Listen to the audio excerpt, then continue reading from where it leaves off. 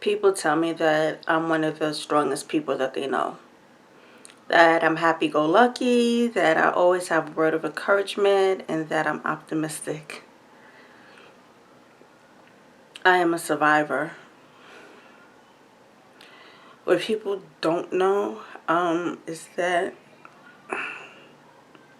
I'm not nearly as strong as they think.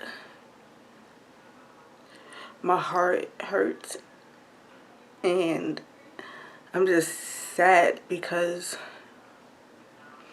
I hate that abuse has feel like it's defined me for so long in my life.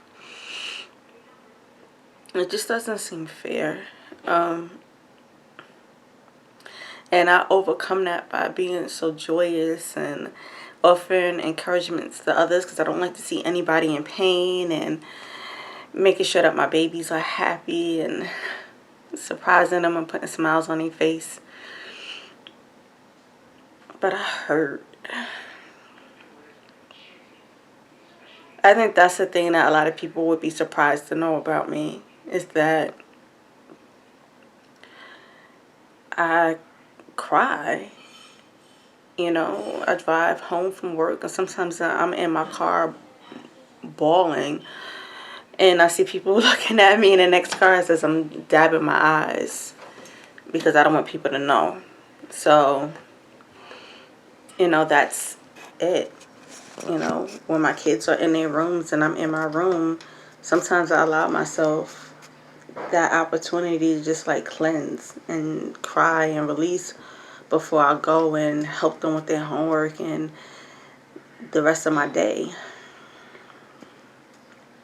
My point is, just because you see someone who has a smile on their face and who seems like they have no worries, or they could turn a negative situation into something good, doesn't mean that they don't have pain and they don't have sorrow. I have people that call me or that come to me with their problems, and I help them. There's no judgment at all. And sometimes I'm just like, if you just had a clue of what I'm going through right now, you wouldn't even come to me with something so sometimes it's just frivolous.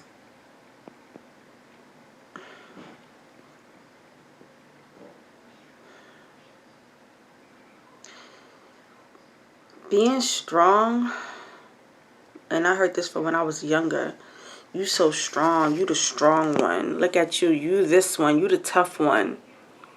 And then look how things ended up. Not everybody always want to fight. Not everybody want to be a fighter all the time. Sometimes you just want to be loved and just be around peace. And me doing that by pretending that things don't exist or haven't existed in my past is not healthy. It's not the way to go anymore. When I went to counseling, and my counselor's like, well, talk to me and tell me stuff. It was like I didn't want to speak on it because I didn't want to seem like I was complaining. Let the past be the past. And as I was telling her stuff, and I hear myself and I'm like, how did I bury those memories? She told me to explain, what do I want? Like, what's my goal? And I was like, I want a voice. I want to be heard. I want people to listen to me. I want a voice. I'm tired of being silent and everything. And I'm tired of this. And she was like, well, you can have a voice. You can speak up. You have a right to get angry. You have this. You can do this. And I was like, I can't. And together we found this poem. And I remember the poem. It was just like, the woman in the poem was everything I wanted to be. She was strong. She wasn't hiding behind things in the past. She was speaking out. I was like, wow, this woman in this poem is incredible. And we went through this therapy for months. And I remember the last session, because she was going on to another place, and she said, I want you to read the poem. Remember the poem that you picked out early on? And I was just like, yeah. And I read the poem, and I remember the tears were just rolling down my face. And she was like, why are you crying? And I remember I was like, everything I said I wanted to become that I thought I couldn't, I now am. I speak. I'm not so worried about what people think. If I get upset, I can express it and know that it's fine. I don't hide my memories. Like I can exist. It's fine. And it didn't make me crumble. I didn't break. And I realized that. So for all of you who've hide or hid or buried memories thinking that it's going to make you stronger, it's going to hurt like hell when you try to uncover those memories and you have to fight through them and understand them. Because by understanding them and digging through them, it made me understand that I wasn't the reason that I was victimized.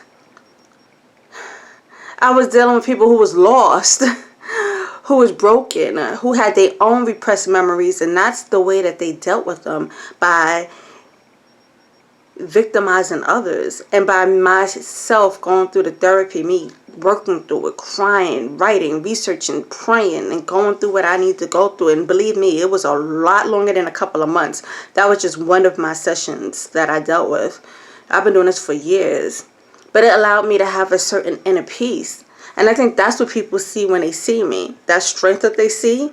It's not me being happy-go-lucky all the time. Now when they see me, they see somebody who's authentic, who is confident in my soul, who is a whole person, who doesn't have to pretend, who does have peace, who could be strong without having to be violent or mean. That's what they see. And I'm telling you that I'm working towards to be better. But if I can get to this point where I can have a voice,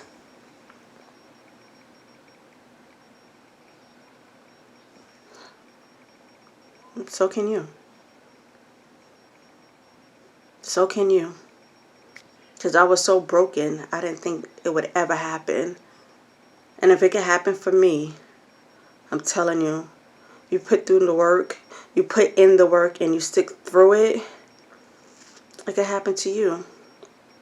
Because we're all survivors, right? Or we can be.